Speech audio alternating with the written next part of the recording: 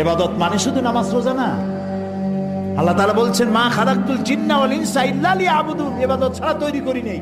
যদি নামাজ রোজা হজ যাকাতই শুধু ইবাদত হয়, তাহলে তো সব কাম কাজ ফালাইয়া মসজিদে বসে থাকা লাগবে।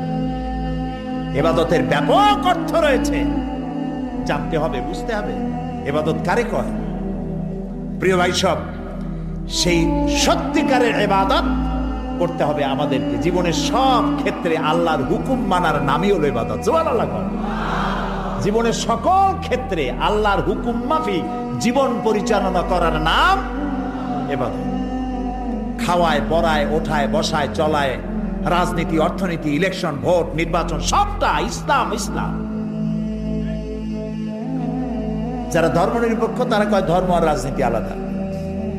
কে তোমারে কইল ধর্ম আর রাজনীতি আলাদা? তুমি কে না এই ফতোয়া দিতে? তুমি কে? ধর্ম আর রাজনীতি যদি আলাদা হয়, তাহলে দাউদ আলাইহিস সালামকে কি বলবেন আপনি? সুলাইমান আলাইহিস সালামকে কি বলবেন? সুলাইমান আলাইহিস সালাম সারা দুনিয়ার রাষ্ট্রপ্রধান ছিলেন না? বানায় কইলাম না, কোরআন শরীফে আছে। সারা দুনিয়ার রাষ্ট্রপ্রধান ছিলেন। দাউদ আলাইহিস সালাম রাষ্ট্রপ্রধান ছিলেন, মুসা আলাইহিস সালাম রাষ্ট্রপ্রধান ছিলেন, ইউসুফ আলাইহিস সালাম প্রথমে মন্ত্রী ছিলেন, তারপর রাষ্ট্রপ্রধান ছিলেন। মুহাম্মদুর রাসূলুল্লাহ সাল্লাল্লাহু আলাইহি ওয়াসাল্লাম 12.5 লক্ষ বর্গ মাইল এলাকার প্রেসিডেন্ট ছিলেন, রাষ্ট্রপতি ছিলেন। ধর্ম আর রাজনীতি যারা আলাদা বলে তারা মুসলমান নয়, মুসলমান নয়, মুনাফিক, মুনাফিক, মুনাফিক।